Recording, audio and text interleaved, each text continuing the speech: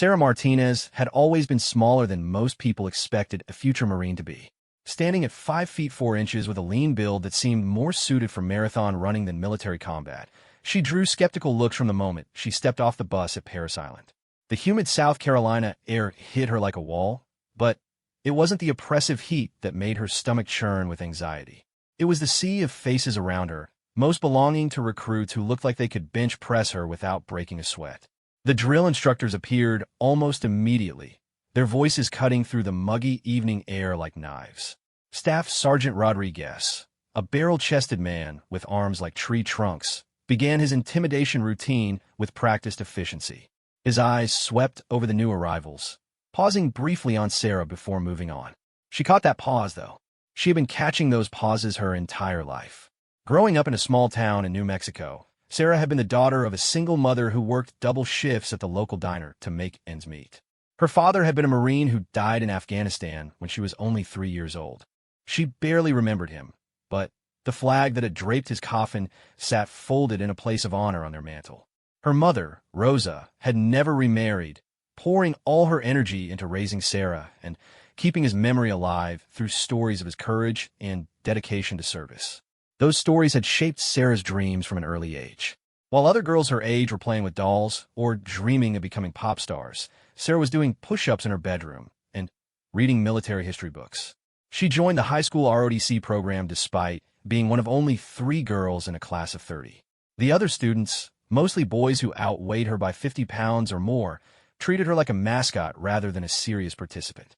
The mockery had started almost immediately in high school. During physical training sessions, she could hear the whispered comments when she struggled with the rope climb or fell behind during long runs. "Why is she even here?" became a common refrain. She should be in drama club or something. The words stung, but they also fueled her determination. Every night after school, she would run the hills around her town until her legs felt like rubber, then come home and do sit-ups until she couldn't lift her torso off the floor. Her high school guidance counselor had tried to steer her toward college instead of military service. "You're smart, Sarah," Mrs. Henderson had said during their senior year meeting. "You could study anything you want. Why put yourself through something so physically demanding?" Sarah had politely listened to the alternatives, but her mind was already made up. The Marines weren't just a career choice for her. They were a calling that connected her to the father she had never really known. Now, standing in the chaos of arrival at Parris Island, those high school doubts seemed quaint compared to what she was facing. The other recruits around her looked like they had been preparing for this moment their entire lives. There was Jackson, a 6-foot-tall farm boy from Iowa, whose handshake could probably crush walnuts. Next to him stood Williams, a former high school football player whose neck was thicker than Sarah's waist. Even the other women in her platoon seemed more physically imposing. Rodriguez was a former college athlete who looked like she could run through walls, and Thompson had the kind of muscular build that suggested years of serious weight training. The first few hours were a blur of paperwork, medical examinations, and administrative processing. Sarah moved through each station methodically, trying to project confidence she didn't entirely feel. When it came time for the initial physical assessment, her worst fears began to materialize. The drill instructors watched with clipboards as recruits performed push-ups, pull-ups, and timed runs. Sarah managed to meet the minimum requirements, but just barely. As she struggled through her final pull-up, she could hear snickers from some of the male recruits watching nearby. "Looks like someone's parents lied on the application," one of them muttered loud enough for her to hear. The comment hit harder than any physical blow could have. These weren't random strangers making fun of her anymore. These were people she would be training alongside for the next 13 weeks, people who might one day need to depend on her in life-or-death situations. That first night in the barracks, Sarah lay on her narrow bunk listening to the sounds of 50 other recruits trying to fall asleep. Some were snoring already, exhausted from the day's activities. Others were whispering quietly to bunkmates, sharing stories from home, or speculating about what tomorrow would bring. Sarah remained silent, staring at the ceiling and replaying every moment of doubt she had witnessed in people's eyes throughout the day. The real challenges began with the sunrise. Reveille came at 0500 hours, announced by the thunderous voice of drill instructor staff Sergeant Martinez, who seemed to take particular pleasure in making sure everyone understood that their previous lives were now officially over. The morning physical training session was brutal for everyone, but Sarah felt like she was drowning while everyone else was simply swimming hard. During the obstacle course run, she fell behind the main group within the first quarter mile. Her legs, which had felt strong during her training runs back home, seemed to turn to lead in the humid coastal air. The combat boots felt heavier with each step, and the pack on her back might as well have been filled with concrete blocks. By the time she reached the first obstacle, a series of log hurdles that required explosive leg power to clear, half the platoon was already finished with the entire course. "Martinez!" Staff Sergeant Rodriguez's voice boomed across the training field. "What are you doing back there? Taking a nature walk?" The laughter that followed from the other recruits felt like acid in her ears. She gritted her teeth and pushed harder, managing to clear the hurdles on her second attempt for each one. The rope climb was even worse. While recruits like Jackson seemed to flow up the thick rope like monkeys, Sarah struggled to maintain her grip. Her hands, still soft despite months of preparation, began to burn and blister almost immediately. "Maybe you should have joined the Air Force," Williams called out as Sarah finally reached the top of the rope on her third attempt. "I hear they have escalators." More laughter rippled through the group. Sarah's face burned with embarrassment, but she forced herself to complete the descent with proper form rather than sliding down quickly as her instincts demanded. The academic portions of training provided some relief from the physical humiliation.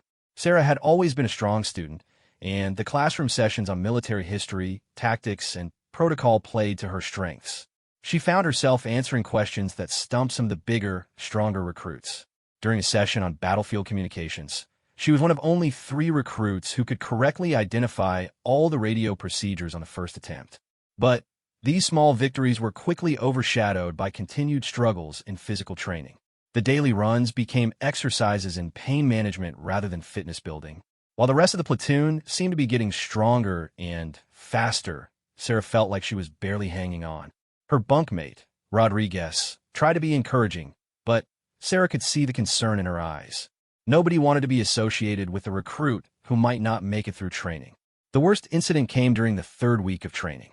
The platoon was practicing combat maneuvers in full gear, including heavy packs and weapons. The exercise required them to low-crawl under barbed wire while drill instructors fired blank rounds overhead to simulate combat conditions. The combination of physical exertion, stress, and the weight of her equipment proved too much for Sarah's already exhausted body.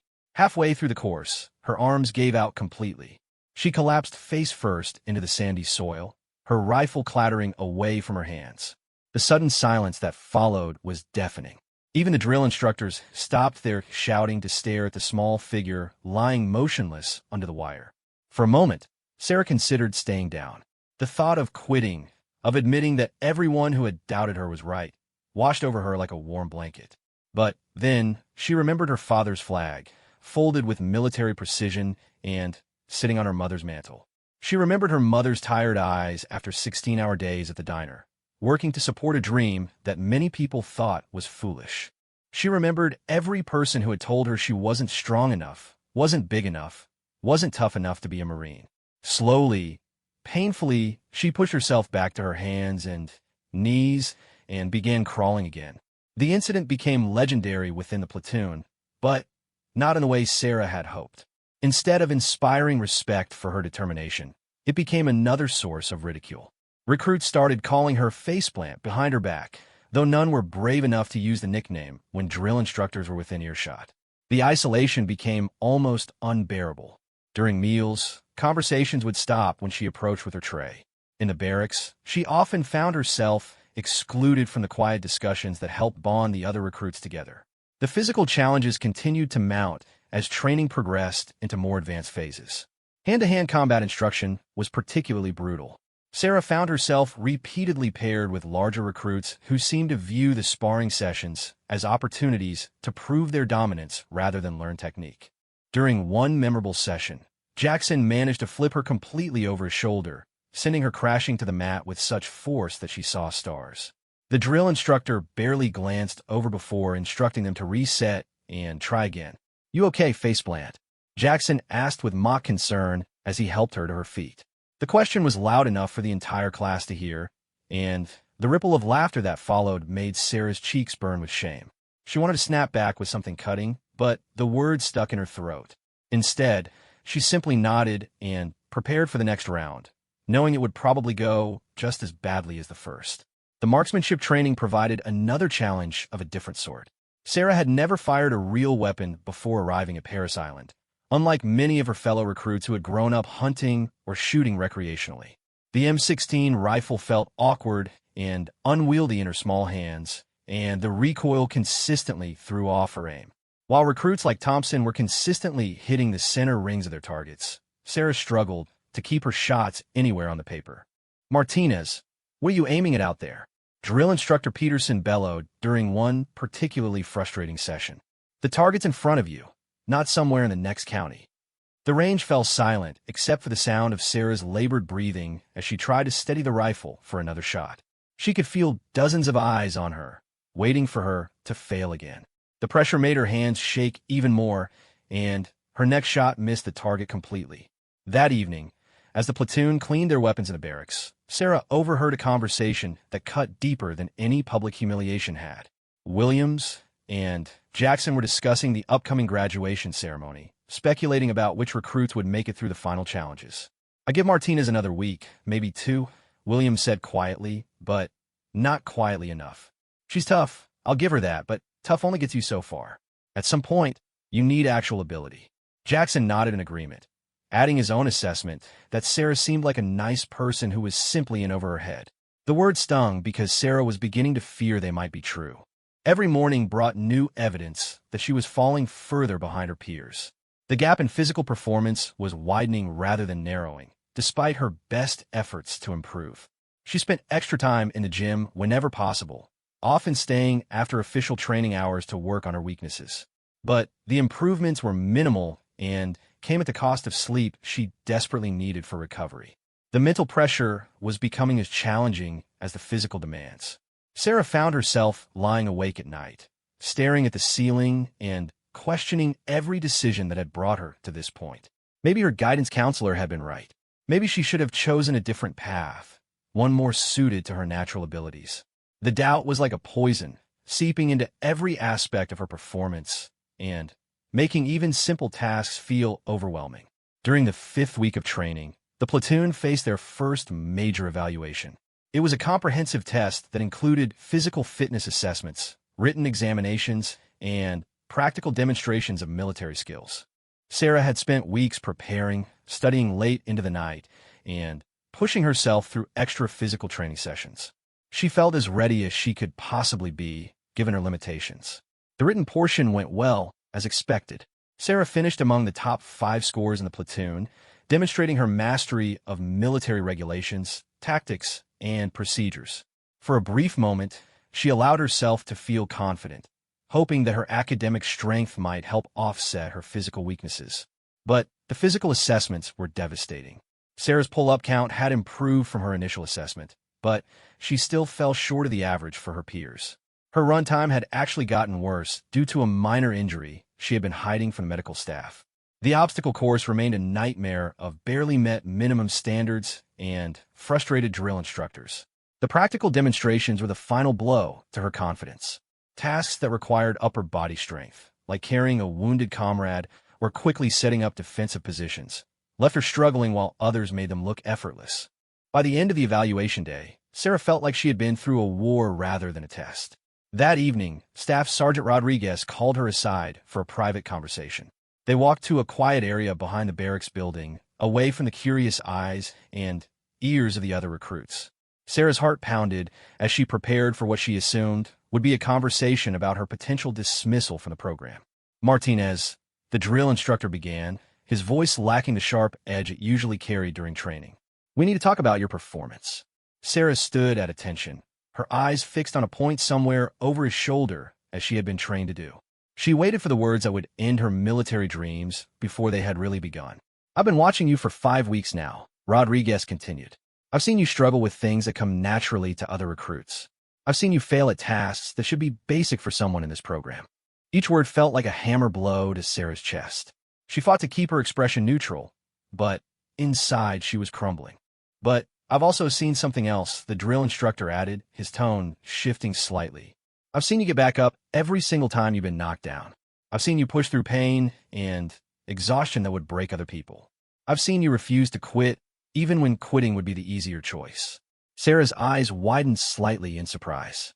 This wasn't the conversation she had been expecting. Rodriguez noticed her reaction and allowed himself a small smile. Being a Marine isn't just about being the biggest or the strongest or the fastest, he continued. It's about having the heart to keep fighting when everything inside you wants to give up. It's about finding strength you didn't know you had when your fellow Marines are depending on you. And for what I've seen, you might have more of that than anyone else in this platoon. The conversation continued for another 10 minutes, with Rodriguez offering specific advice on areas where Sarah could improve and strategies for managing her physical limitations. He also shared stories from his own early military career, including struggles he had faced that seemed impossible at the time, but had ultimately made him a better Marine. When they finally returned to the barracks, Sarah felt something she hadn't experienced since arriving at Paris Island: hope. The challenges hadn't disappeared, and she knew the coming weeks would continue to test her limits. But for the first time, someone in a position of authority had seen past her weaknesses to recognize her strengths. As she lay in her bunk that night, Sarah thought about the conversation and what it meant for her future. The mockery from her fellow recruits would likely continue, and the physical demands would only get harder as training progressed. But she had survived 5 weeks of what many people considered the most challenging military training in the world. More importantly, she had earned the respect of at least one drill instructor who understood what she was trying to accomplish. The next morning brought new challenges, but Sarah approached them with a different mindset. The obstacles were still there, and her physical limitations hadn't magically disappeared overnight. But she no longer saw failure as an indication that she didn't belong. Instead, she began to view each setback as another opportunity to prove that heart and determination could overcome natural disadvantages. The transformation wasn't immediate or dramatic. Sarah still struggled with physical tasks and still drew criticism from drill instructors and fellow recruits. But something fundamental had shifted in her approach to training. She stopped apologizing for her limitations and started focusing on maximizing her strengths. She became a student of efficiency, learning to accomplish tasks with technique and intelligence rather than brute force. Her fellow recruits began to notice the change, though their opinions were slow to evolve. Some still viewed her as a weak link who would eventually be eliminated from the program. Others began to develop a grudging respect for her persistence, even if they questioned her ultimate chances of success. As the weeks passed and training intensified, Sarah found herself settling into a rhythm that, while never easy, became manageable. She had learned to pace herself during long runs to avoid complete exhaustion. She had developed techniques for upper body exercises that allowed her to meet minimum standards consistently. Most importantly, she had learned to block out the doubt and focus on the task at hand. The foundation was being laid for what would become the most challenging and transformative period of Sarah's life. Unknown to her fellow recruits, and even to most of the drill instructors, she carried with her a secret that would soon reshape everyone's understanding of who she really was and what she was capable of becoming. But that revelation was still weeks away, hidden beneath the uniform that marked her as just another struggling recruit trying to earn the title of Marine.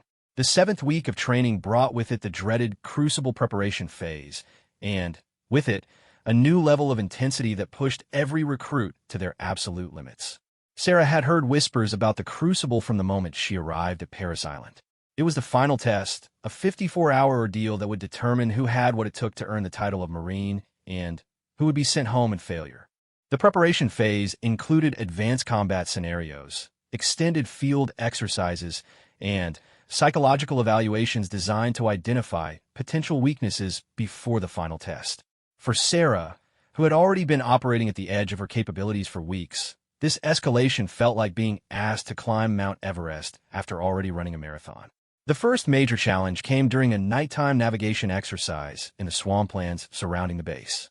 Recruits were divided into small teams and given coordinates to reach using only compass and map, with no artificial light sources allowed.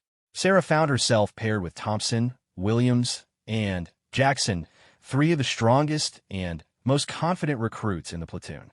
The assignment should have been straightforward, but the South Carolina swamps had other plans. Within the first hour, The team was hopelessly lost.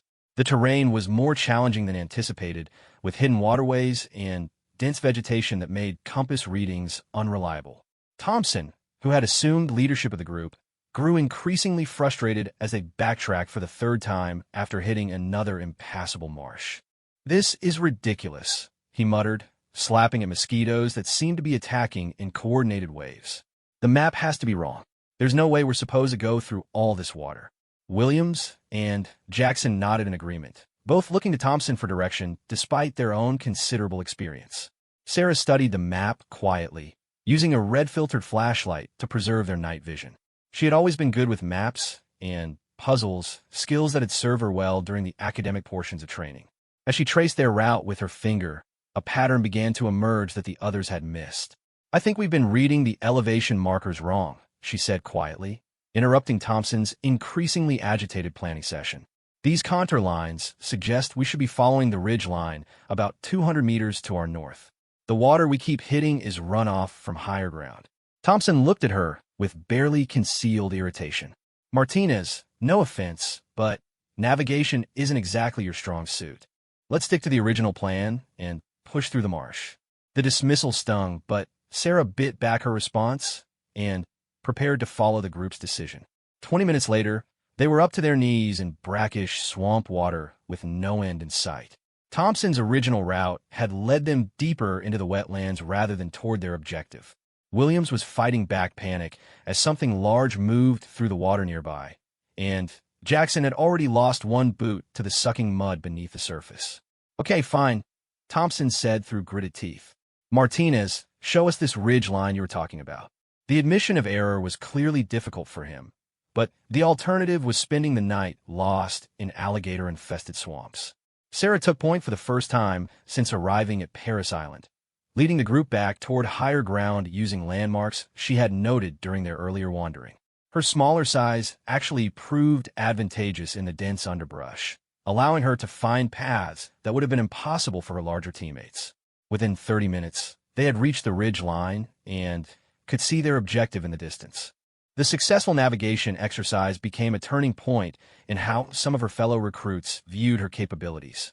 Thompson, to his credit, publicly acknowledged her contribution when they reported to the drill instructors the next morning. "Martinez saved our bacon out there," he admitted during the debrief session. "I was ready to set up camp in the swamp, but she got us back on track." The recognition felt good, but Sarah knew it was only temporary. Physical challenges still awaited that would test her limitations in ways that map reading couldn't overcome. The next major hurdle came during close-quarters combat training, where recruits learned advanced hand-to-hand fighting techniques designed for battlefield situations.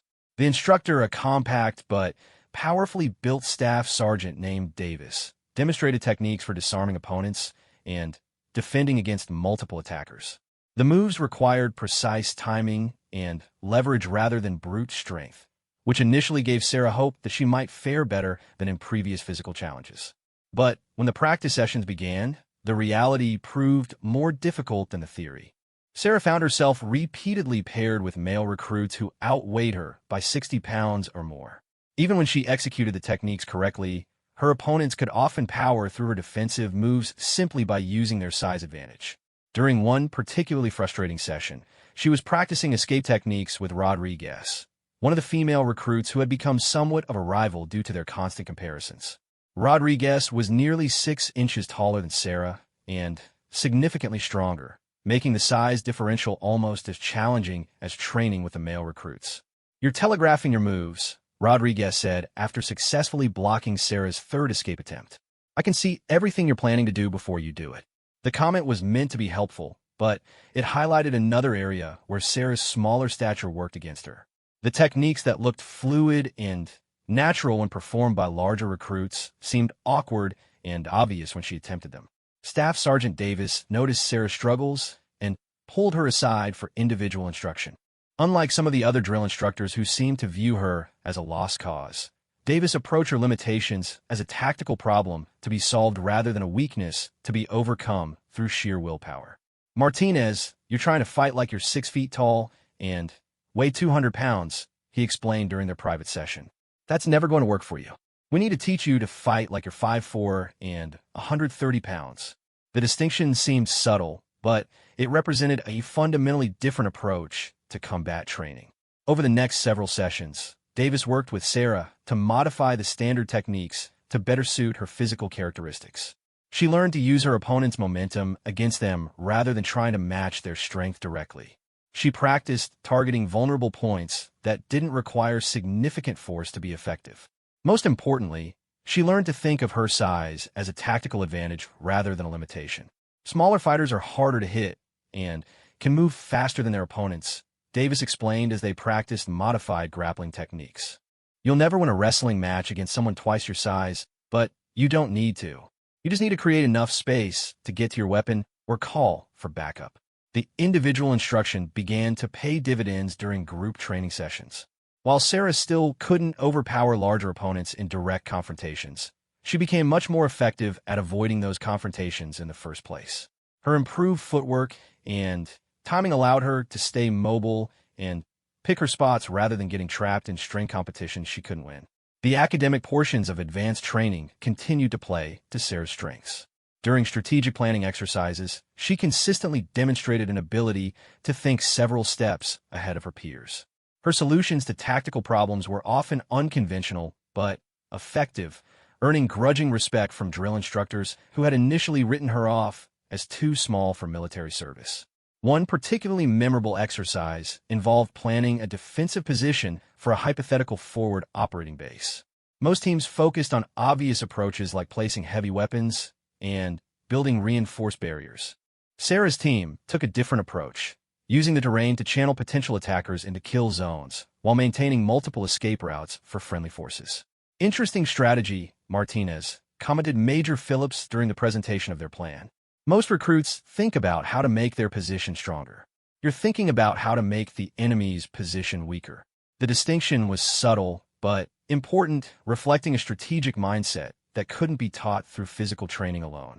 As the 8th week progressed, Sarah began to find her niche within the platoon dynamics.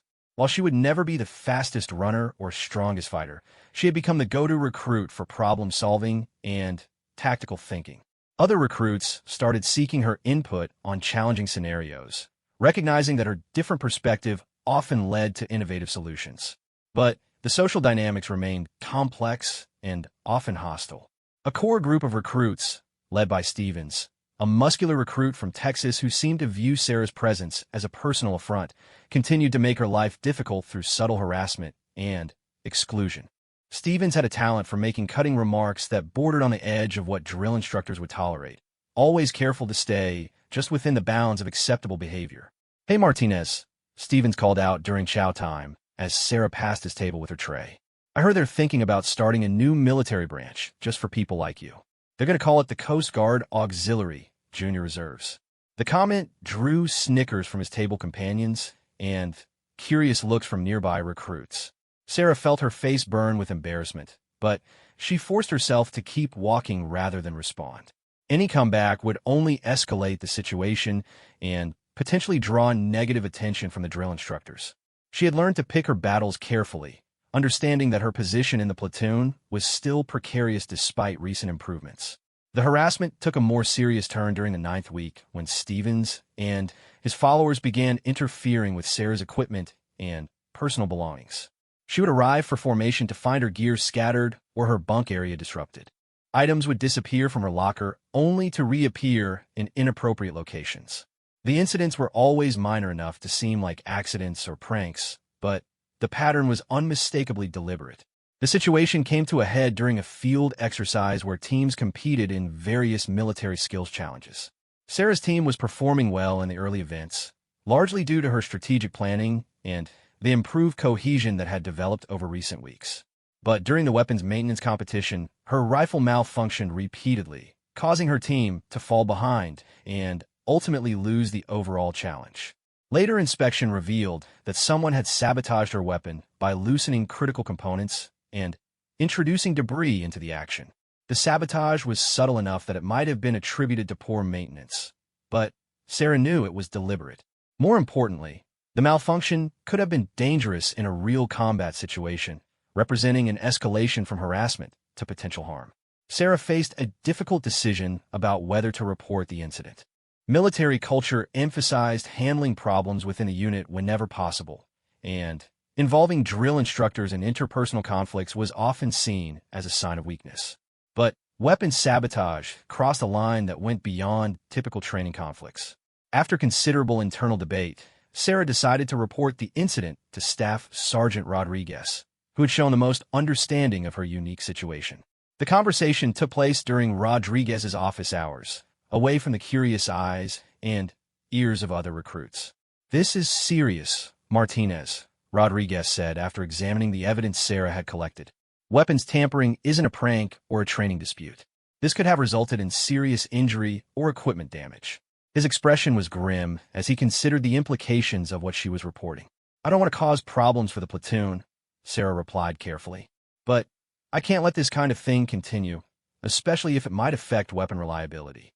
She had chosen her words carefully, focusing on the safety implications rather than the personal harassment aspects of the situation. Rodriguez nodded approvingly at her approach. "You did the right thing bringing this to me. I'll handle it from here, but I want you to document any future incidents immediately. This kind of behavior has no place in Marine training." The conversation ended with Rodriguez promising to investigate the matter discreetly while taking steps to prevent future occurrences. The investigation was swift and thorough, though the details were never made public to the recruits. Stevens and two of his closest associates were called in for individual meetings with senior drill instructors, and the atmosphere in the platoon shifted noticeably afterward. The open hostility towards Sarah diminished significantly, replaced by a wary respect from most recruits and continued resentment from a few. The 10th week brought the beginning of final preparations for the Crucible, and with it, an intensity that made previous training seem almost leisurely by comparison. Recruits faced their most challenging physical tests yet, combined with psychological pressure designed to simulate the stress of actual combat situations. Sarah's improved conditioning and modified techniques served her well during most exercises, but she still struggled with tasks that required pure upper body strength. The rope climbing course remained a particular nightmare, despite weeks of additional practice and technique refinement. She could complete the task, but barely, and always as one of the last recruits to finish. During one memorable session, she was attempting the rope climb for the 4th time when her grip finally failed completely.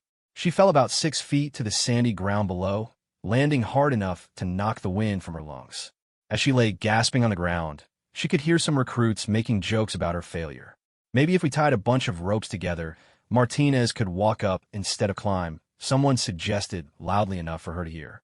The comment drew scattered laughter from the observing recruits, but it also prompted an unexpected response. "Shut up, Morrison," came Thompson's voice from nearby. "When's the last time you saw the navigation problem that saved your entire team from spending the night in a swamp?"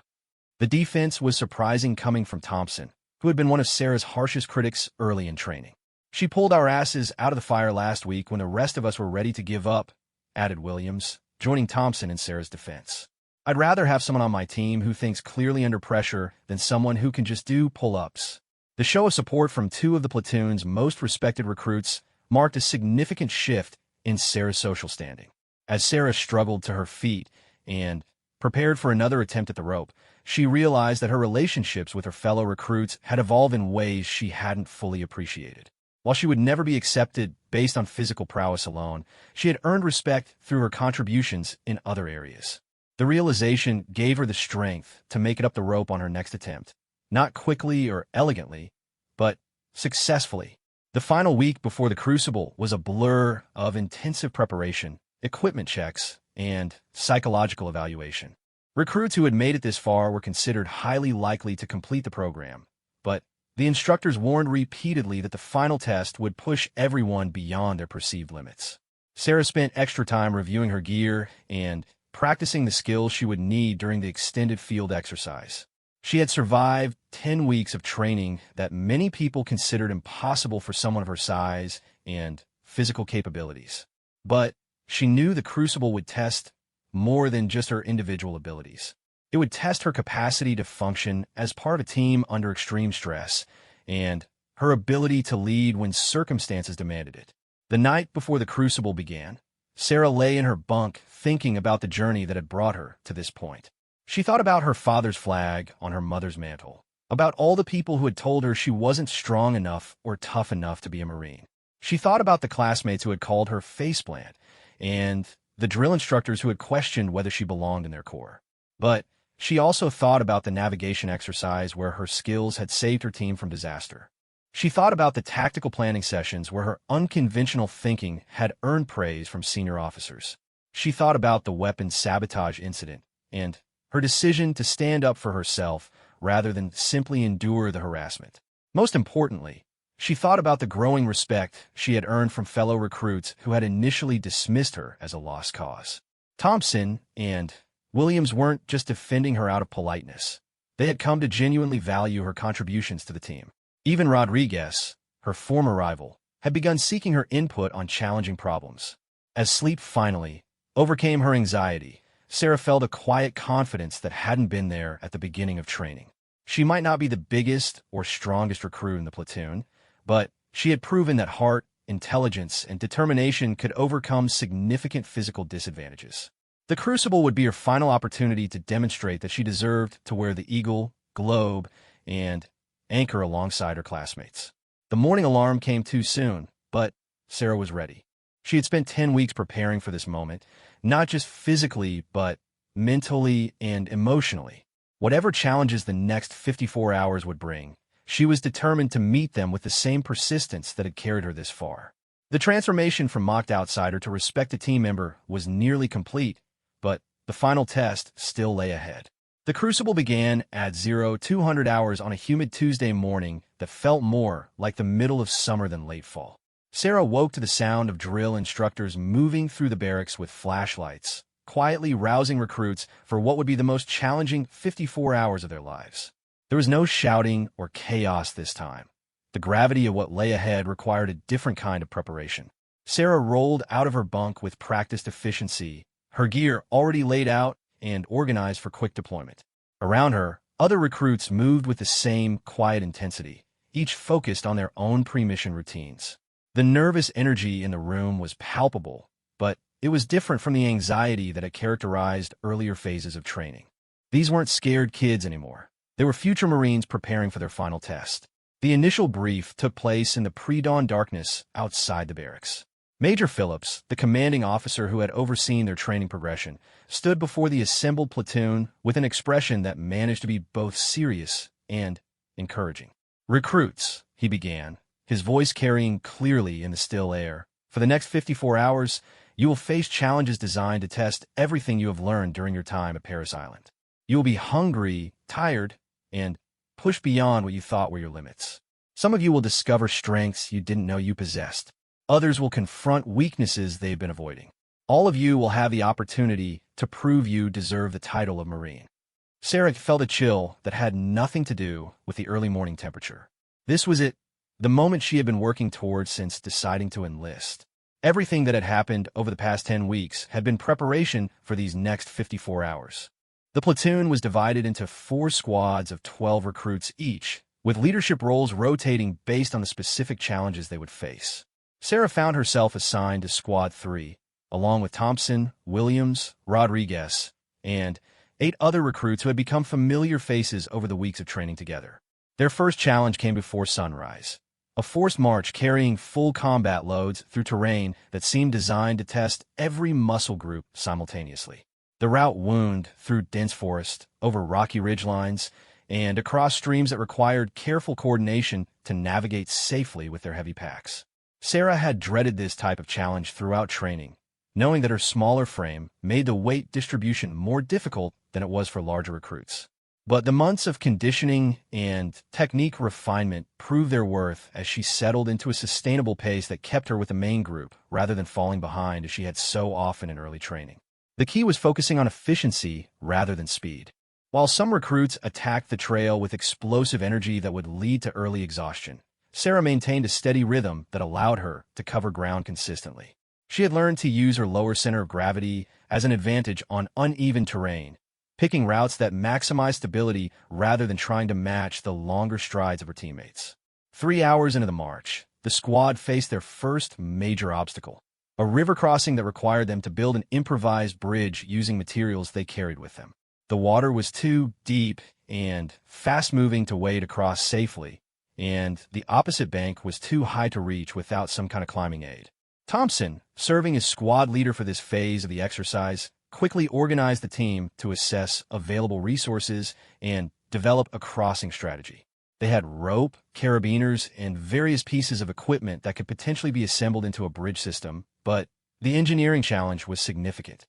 "We need to get a line across first," Thompson announced after studying the situation.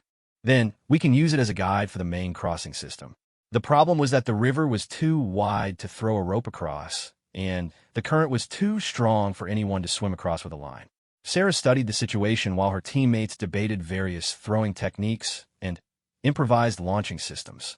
Her eye was drawn to a large tree branch that had fallen across a narrower section of the river, about 50 meters upstream. The branch wasn't stable enough to support a person's weight, but it might serve as a platform for getting a rope to the other side. "What if we use that fallen tree as a partial bridge?" she suggested during a brief lull in the planning discussion. "Someone light could probably get far enough across to throw a line to the other bank." The suggestion was met with skeptical looks from several team members who had tried unsuccessfully to identify a safe crossing point. "That branch looks pretty unstable," Rodriguez pointed out. "If someone falls in that current, they could be swept downstream before we could help them." Her concern was valid. The water was moving fast enough to be dangerous, and rescue would be complicated by their remote location. But Thompson was studying Sarah's suggested route with growing interest. "Martinez might be onto something," he said slowly. "The water's shallower up there, and if someone could just get 3/4 of the way across, they'd be close enough for an accurate throw." He paused, clearly running calculations in his head. "Who's our lightest team member?" All eyes turned to Sarah, who felt her stomach drop as she realized what was being suggested. At 130 pounds, she was indeed the lightest member of the squad, making her the logical choice for attempting the dangerous crossing. But the thought of trying to balance on an unstable log over fast-moving water made her mouth go dry with fear. "I'll do it," she heard herself say, despite the voice in her head screaming that this was insane. "If I can get close enough to throw a line across, the rest of you can set up a proper bridge system." Her voice sounded steadier than she felt, but she knew this was exactly the kind of situation where her size could be an advantage rather than a liability. The crossing attempt required careful preparation and safety measures. The team rigged a safety line around Sarah's waist, with multiple people positioned to arrest her fall if she lost her balance. They also identified the safest entry point for a rescue attempt if she ended up in the water. Sarah approached the fallen tree with her heart pounding so hard she was sure her teammates could hear it. The log was about 2 feet in diameter and partially submerged, making it slippery and unstable.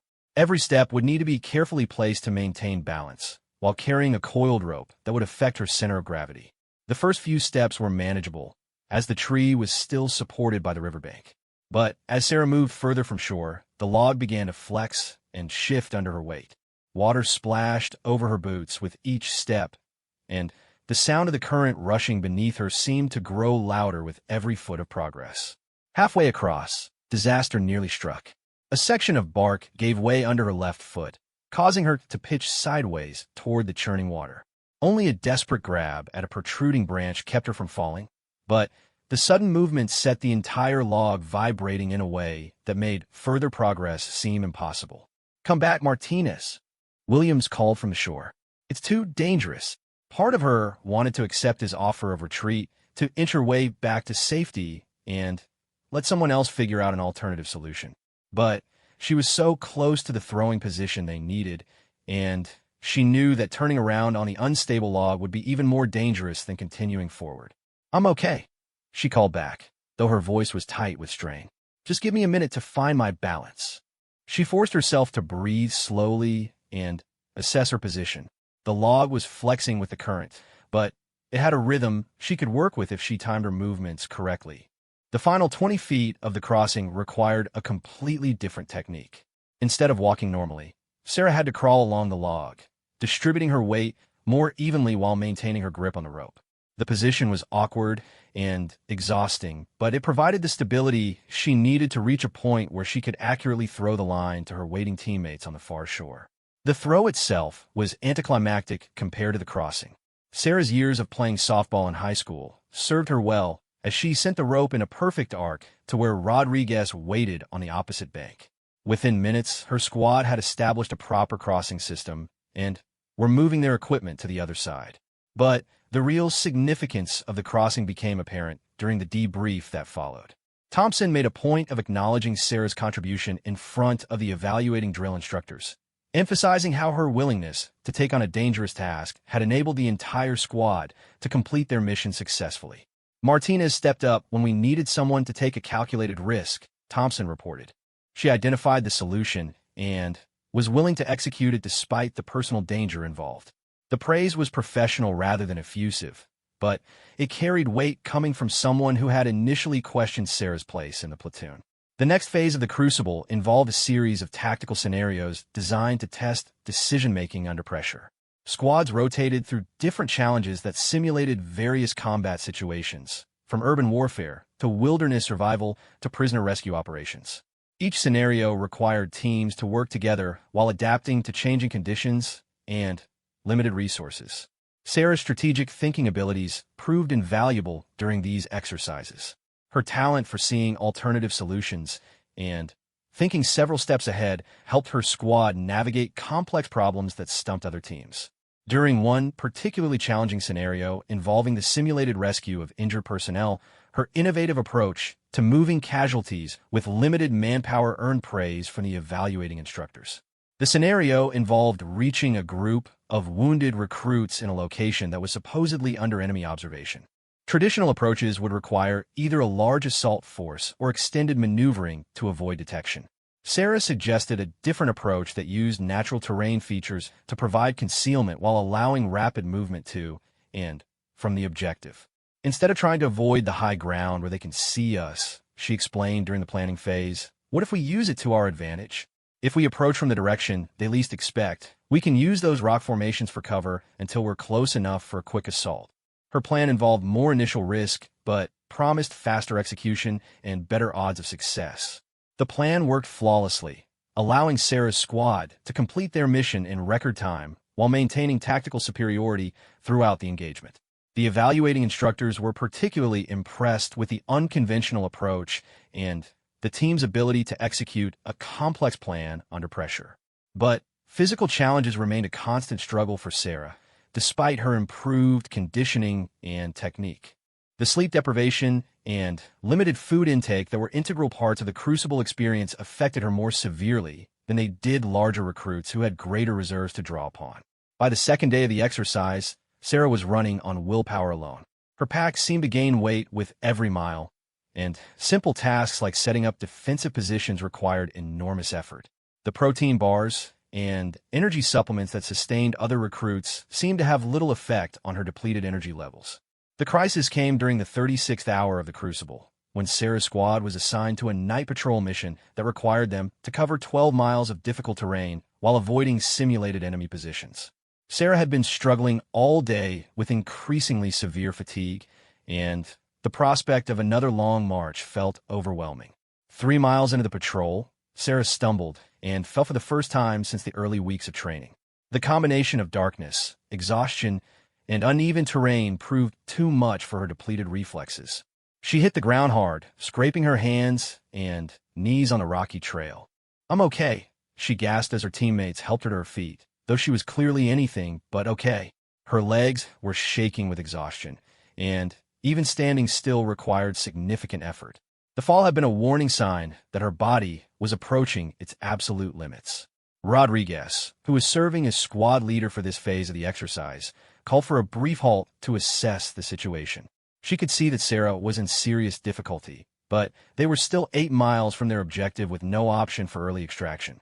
"Martinez, talk to me," Rodriguez said quietly, pulling Sarah aside from the rest of the squad. "Can you make it 8 more miles? Or do we need to call for medical evaluation?" The question was asked with genuine concern rather than judgment, but Sarah knew that calling for medical assistance would mean automatic failure of the Crucible. "I can make it," Sarah replied, though her voice lacked conviction. "Just give me a couple minutes to get my second wind." She knew she was lying, but the alternative was unthinkable. She hadn't come this far to quit during the final test. Rodriguez studied her carefully in the dim light provided by their red-filtered flashlights. As a fellow female recruit, she understood the additional pressure Sarah faced to prove herself worthy of the Marine title. But she also had a responsibility as squad leader to ensure that all team members were capable of completing their mission safely. "Okay, but we're modifying the plan," Rodriguez announced to the squad. "We're going to redistribute some of Martinez's gear among the team to help her maintain pace. This isn't charity, it's tactical thinking. If one team member falls behind, we all fail." Her approach was brilliant, framing the assistance as a tactical decision rather than an accommodation for weakness. The gear redistribution helped, but Sarah's fundamental problem was energy depletion rather than pack weight. By the 6th mile of the patrol, she was staggering with exhaustion despite the reduced load. Her teammates began taking turns walking beside her, ready to provide assistance if she fell again. The final 2 miles became a test of collective willpower rather than individual endurance. Thompson and Williams positioned themselves on either side of Sarah, close enough to provide support without making it obvious to any observing instructors. Jackson carried her rifle along with his own, while Rodriguez scouted ahead to identify the easiest path through the difficult terrain. They reached their objective with 15 minutes to spare before the deadline, but Sarah collapsed as soon as they completed their final check-in with the evaluating instructors. She had pushed her body beyond its limits and needed immediate rest and nutrition to avoid more serious consequences. "Outstanding work, Squad 3," the evaluating instructor announced as they prepared to move to their next challenge. "Your teamwork during the patrol phase was exemplary. That's exactly the kind of unit cohesion we expect from Marines." The praise was directed at the entire squad, but Sarah knew she had only completed the mission because of her teammate support. The final 18 hours of the Crucible passed in a blur of challenges that tested every skill they had developed during training. Sarah participated in each exercise, though her energy levels remained critically low despite opportunities for rest and nutrition. Her teammates continued to provide subtle assistance, while maintaining the fiction that she was carrying her own weight. The culminating event was a dawn ceremony at which recruits who had successfully completed the Crucible would receive their Eagle, Globe, and Anchor pins, officially earning the title of Marine. As Sarah stood in formation with her exhausted but triumphant classmates, she felt a profound sense of achievement that went beyond personal accomplishment. She had not only survived the most challenging military training in the world, but had earned the respect and support of teammates who had initially dismissed her as unqualified. More importantly, she had proven to herself that determination and intelligence could overcome significant physical limitations when applied with persistence and courage. The pin ceremony itself was brief, but meaningful. As each recruit stepped forward to receive their Eagle, Globe, and Anchor, the culmination of months of preparation and weeks of intense training was condensed into a single moment of recognition. When Sarah's name was called, she walked forward with the same steady confidence that had carried her through every challenge since arriving at Paris Island. "Congratulations, Marine Martinez," the presenting officer said as he pinned the emblem to her uniform. The words carried a weight that went beyond their simple meaning. She was no longer a recruit trying to prove herself worthy of military service. She was a United States Marine with all the pride and responsibility that title entailed. As the ceremony concluded and the new Marines began to celebrate their achievement, Sarah reflected on the journey that had brought her to this moment. The physical challenges had been significant, but the real obstacles had been the doubt and skepticism she had faced from others and from herself. Overcoming those mental barriers had been more difficult than any rope climb or force march. Her fellow Marines approached her throughout the celebration, offering congratulations and sharing memories from their training experience. Thompson and Williams made special efforts to acknowledge her contributions during the Crucible, noting how her strategic thinking and determination had helped their squad succeed in several critical situations. "I have to admit, Martinez," Thompson said during a quiet moment between celebrations, "I didn't think you'd make it past the first month when you got here. You've completely changed my thinking about what it takes to be a successful Marine." The admission was generous, coming from someone who had been among her harshest critics. But even as Sarah basked in the glow of achievement and newfound acceptance, she remained unaware that her journey of transformation was far from complete. Hidden beneath her uniform was a secret that would soon reshape how everyone around her understood her true story and the source of her seemingly impossible determination. That revelation was still days away, waiting for the moment when circumstances would finally bring it to light. The weeks following the crucible were filled with final preparations for graduation and the transition from recruit training to their first military assignments. For Sarah, now officially Marine Martinez, this period represented both the culmination of a long-held dream and the beginning of uncertainty about what her future in the Corps would hold. The physical challenges of basic training were behind her, but she knew that proving herself in the operational Marine Corps would bring entirely different types of tests. The graduation ceremony was scheduled for a Friday morning in late November, with families invited to witness the transformation of their sons and daughters from civilians into Marines. Sarah's mother had driven across the country from New Mexico to attend, taking time off from the diner that she couldn't really afford to lose. For Rosa Martinez, watching her daughter earn the same title her late husband had carried was an emotional pinnacle that justified every sacrifice she had made as a single parent.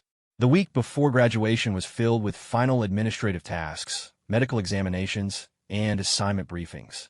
Sarah learned that she would be stationed at Camp Pendleton in California, assigned to a logistics unit that would provide her with opportunities to use both her strategic thinking abilities and her newly developed military skills. The assignment felt like validation that the Marine Corps saw her value beyond just her performance during training. But the routine of that final week was shattered on a Thursday afternoon when an incident during a routine physical training session changed everything. The company was conducting a standard fitness evaluation in preparation for graduation when Sarah experienced what appeared to be a minor injury during the rope climbing exercise that had plagued her throughout training. As she attempted to climb the 30-foot rope for what she hoped would be the final time as a recruit, Sarah felt a sharp pain in her shoulder that caused her to lose her grip about halfway up. The fall wasn't particularly dangerous, as she landed on the thick mats placed beneath the climbing area, but the impact was hard enough to require medical evaluation. Staff Sergeant Rodriguez, who had become something of a mentor to Sarah over the final weeks of training, accompanied her to the medical facility for examination. What should have been a routine check for sprains or minor injuries became something much more significant when the examining physician noticed something unexpected during his assessment.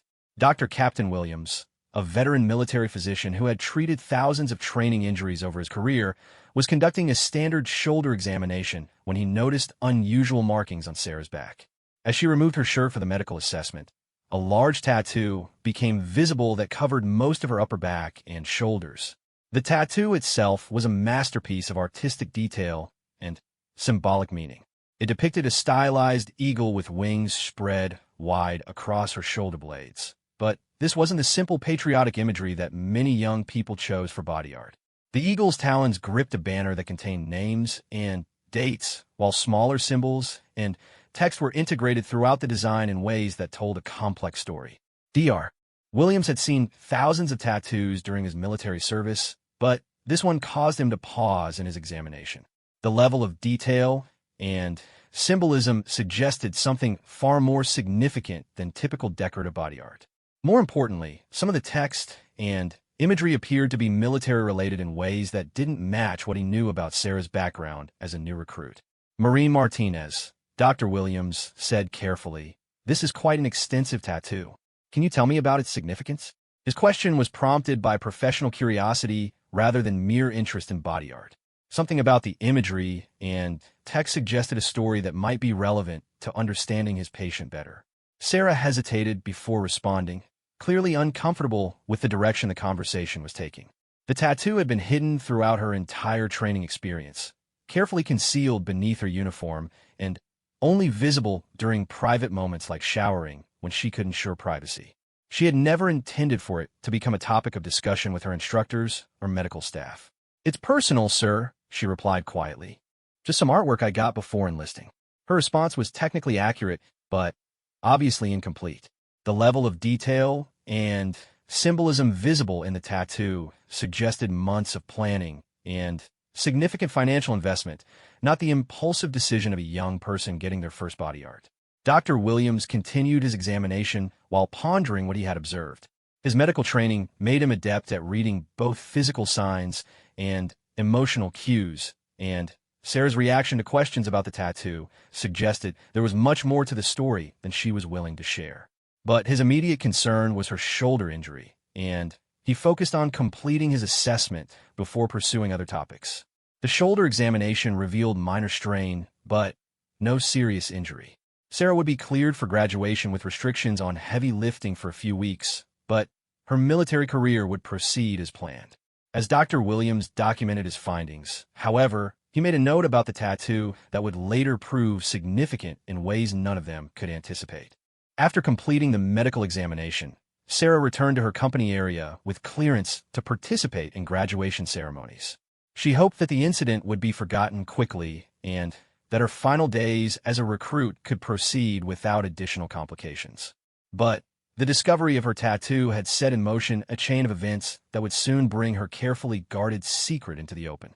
Dr. Williams, who had served multiple tours in both Iraq and Afghanistan, couldn't shake his feeling that there was something familiar about the imagery he had seen on Sarah's tattoo.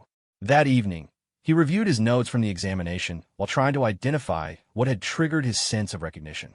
The names and dates he had glimpsed during the brief examination seemed significant, but he needed more information to understand their meaning.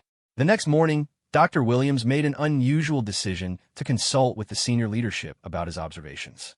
He approached Colonel Matthews, the commanding officer of the recruit training regiment, with his concerns about what he had discovered during the medical examination. "Colonel, I examined a recruit yesterday who has an extensive tattoo that includes military symbolism and references I don't fully understand," Dr. Williams explained during their private meeting. "Normally, I wouldn't bring something like this to your attention, but there were elements that seemed significant enough to warrant further investigation." Colonel Matthews was initially puzzled by the physician's concern. Tattoos were common among military personnel, and while there were regulations about offensive or inappropriate imagery, most body art was considered a personal matter rather than a command issue. But Dr. Williams's reputation for sound judgment made him willing to investigate further. "What specifically caught your attention about this tattoo?" Colonel Matthews asked. "Was there something inappropriate or concerning about the content?" His questions reflected standard military concerns about tattoos that might reflect poorly on the service or indicate problematic affiliations. "Not inappropriate, sir, but potentially significant," Dr. Williams replied. "The imagery included military units and dates that don't match what I know about the recruit's background. There were also names that seemed like they might be memorial references rather than decorative elements." His explanation was careful and professional, avoiding speculation while highlighting the aspects that had aroused his curiosity. Colonel Matthews decided that the situation warranted discreet investigation. If a recruit had undisclosed military connections or background that differed from their official records, it could indicate anything from administrative errors to more serious issues with fraudulent enlistment. He authorized Dr. Williams to conduct a follow-up medical appointment that would allow for more detailed examination of the tattoo and its significance. The call for Sarah to return to the medical facility came on Friday morning, just hours before the scheduled graduation ceremony. She was told it was a routine follow-up to her shoulder examination, but the timing seemed suspicious given that she had already been cleared for full participation in graduation activities. As Sarah walked across the base toward the medical facility, she felt a growing sense of dread about what this unexpected appointment might involve. She had worked so hard to complete her training successfully, and the thought that some last-minute complication might derail her graduation was almost unbearable. Dr. Williams was waiting for her in the examination room, but this time he was accompanied by Colonel Matthews and Staff Sergeant Rodriguez. The presence of senior leadership made it clear that this was more than a routine medical follow-up, though Sarah couldn't immediately understand what had prompted such high-level attention. "Marine Martinez," Colonel Matthews began formally. "Dr. Williams has brought to my attention some observations from your medical examination that require clarification. We need to discuss the tattoo on your back and its significance." His tone was neutral but serious, suggesting that Sarah's response to their questions could have important consequences. Sarah felt her heart sink as she realized that her carefully guarded secret was about to be exposed. For months, she had successfully concealed the tattoo and the story behind it, believing that her past was irrelevant to her future as a Marine. Now, with graduation just hours away, she faced the prospect of having to explain decisions and experiences she had hoped to leave behind. "Sir, I'm not sure what you're asking about," Sarah replied carefully. "It's just a tattoo I got before enlisting. It doesn't affect my ability to serve or my qualifications for graduation." Her response was technically true, but obviously incomplete, and the senior officers in the room could tell she was holding back important information. Colonel Matthews studied her for a moment before continuing. "Marine Martinez, this is your opportunity to provide a complete and honest explanation of the tattoo and its significance." Dr. Williams observed elements that suggest military connections beyond what appears in your service record. "We need to understand what we're dealing with before we can proceed." Sarah realized that she had reached a moment of decision that would determine not only her immediate future, but potentially her entire military career. She could continue to deflect their questions and hope that they would eventually drop the matter, or she could trust them with the truth about her past and hope that honesty would serve her better than continued concealment. Staff Sergeant Rodriguez, who had been silent throughout the conversation, spoke up with a gentle but firm tone. "Martinez, I've watched you throughout training, and I know you're not someone who does anything without good reason. Whatever this tattoo represents, we need to understand it. Trust us with the truth, and we'll work through whatever issues arise." The encouragement from Rodriguez, who had become a trusted mentor and advocate, helped Sarah to make her decision. Taking a deep breath, she began to explain the story behind the tattoo and the experiences that had shaped her long before she ever set foot on Paris Island. "The tattoo is a memorial," Sarah said quietly, her voice carrying emotions she had kept carefully controlled throughout training. "It commemorates my brother and the other members of his unit who were killed in Afghanistan 3 years ago." The simple statement contained a revelation that immediately changed how everyone in the room viewed both Sarah and her journey through recruit training. The silence that followed was profound as the implications of her statement began to sink in. If Sarah had a brother who died in military service, it raised immediate questions about why that information didn't appear in her service record and what other aspects of her background might have been concealed or misunderstood. Colonel Matthews was the first to respond, his voice reflecting the gravity of what he had just learned. "Marine Martinez, you're telling us that you have a family member who died in military service, but there's no record of this in your enlistment paperwork. We need a complete explanation of what happened and why this information was never disclosed." Sarah nodded, understanding that there was no turning back from this point. The story she was about to tell would explain not only the tattoo that had exposed her secret, but also the source of the determination that had carried her through the most challenging training in the world. It would also reveal why the mocking and doubt she had faced during training had cut so deeply, and why proving herself as a Marine meant more to her than anyone had imagined. As she prepared to share the full truth about her past, Sarah realized that this moment of revelation might actually represent the completion of her transformation rather than a threat to it. The secret she had carried alone for so long was about to become the foundation for a new understanding of who she was and what she had accomplished. Her journey from mocked recruit to respected Marine was about to take on an entirely different meaning. Sarah took a deep breath and began to share the story she had carried alone for 3 years. Her voice was steady but filled with emotion as she explained how her older brother Miguel had enlisted in the Marines immediately after high school, following their father's footsteps despite their mother's fears about losing another family member to military service. "Miguel was everything I wished I could be," Sarah began, looking directly at Colonel Matthews as she spoke. "He was 6'2", strong as an ox, and naturally gifted at everything physical. Our father died when I was 3, but Miguel remembered him clearly and was determined to honor his memory through military service.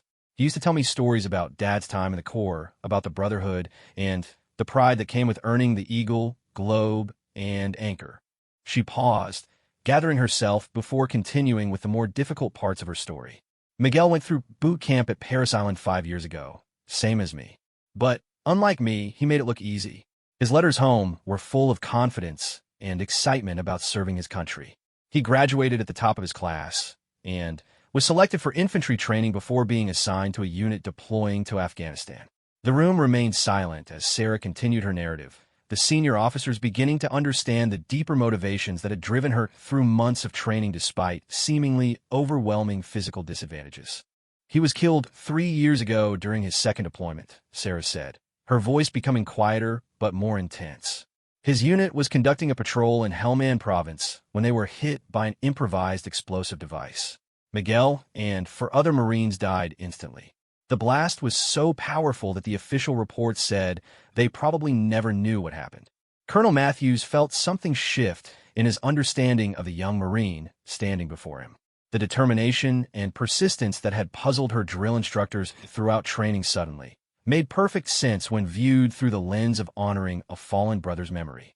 The tattoo includes the names and dates for Miguel and his 4 teammates who died that day, Sarah continued, her hand unconsciously moving toward her back where the memorial art was hidden beneath her uniform.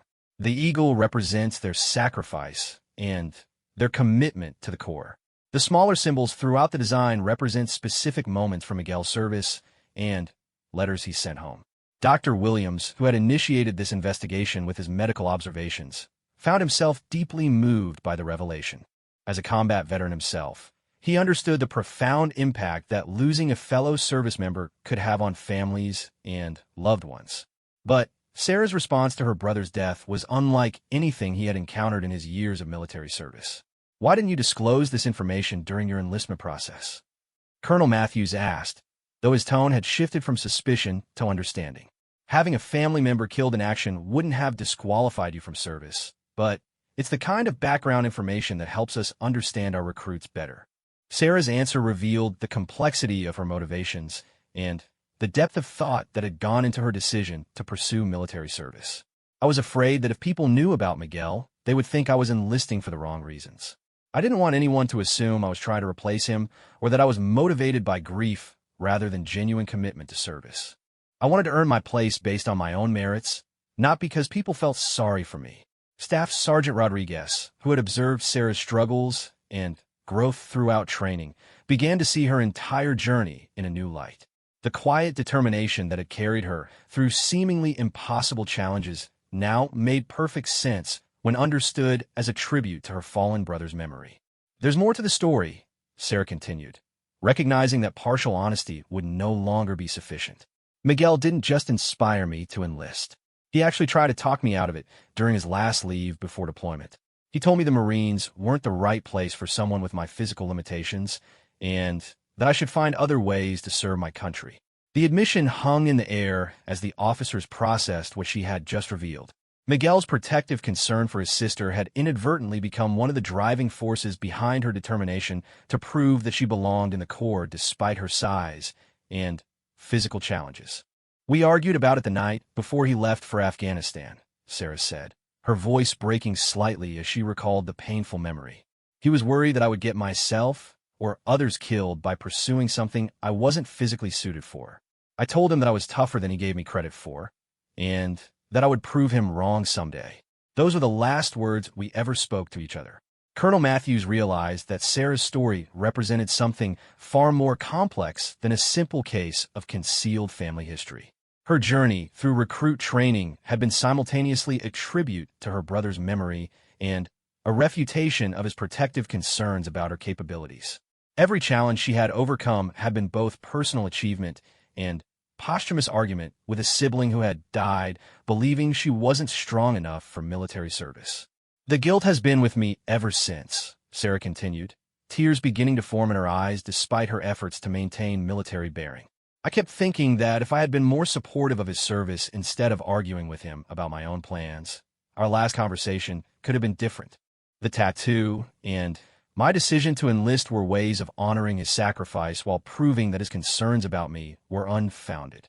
Dr. Williams stepped forward with a box of tissues, his medical training making him attuned to the emotional toll that sharing this story was taking on Sarah. But he also recognized the therapeutic value of finally revealing a secret that had been weighing on her for years.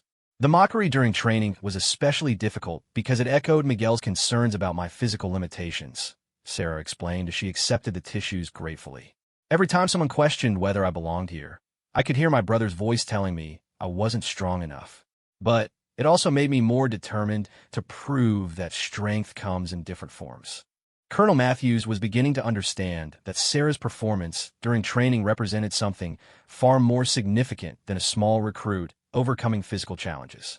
Her achievement was a powerful demonstration of how personal motivation could drive individuals to accomplish seemingly impossible goals. "Why are you sharing this with us now?" he asked. "You could have continued to keep this information private, and we might never have learned the full story behind your tattoo." His question was designed to understand whether Sarah was revealing her secret voluntarily or simply because she felt cornered by their investigation. Sarah's answer demonstrated the maturity and integrity that had impressed her drill instructors despite their concerns about her physical capabilities. Because hiding the truth was never really an option for the long term.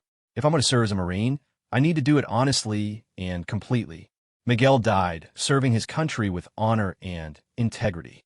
"I can't honor his memory by building my own service on concealment and half-truths." Staff Sergeant Rodriguez felt a deep sense of pride in the recruit she had watched struggle and grow throughout training. Sarah's decision to reveal her secret at this crucial moment demonstrated the kind of moral courage that was fundamental to military leadership. "There's one more thing you need to know," Sarah said, recognizing that complete honesty required sharing every relevant detail.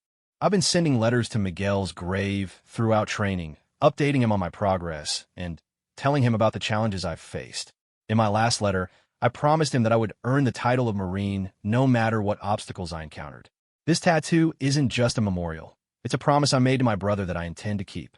The room fell silent as the full scope of Sarah's journey became clear to everyone present. Her transformation from mocked recruit to respected Marine hadn't been just about overcoming physical limitations. It had been about fulfilling a promise to honor her brother's memory while proving that his protective concerns about her capabilities were unfounded. Colonel Matthews realized that he was witnessing something exceptional in military service, a recruit whose personal motivation had driven her to achieve.